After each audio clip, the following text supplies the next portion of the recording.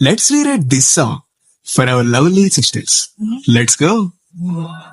ఆడి పాడే రాణికి కాపై నేనుండనా, నీ కాలి మూవై చిందేటి నవ్వై నీతోనే కలిసుండనా, నాపై కోపాన్ని పైకి చూపించిన, సరదాగా నన్నాట పట్టించిన నీ వెంటే ఉంటానే, తోడై ఏనాడైనా నీ నీడై నే మారిపోనా,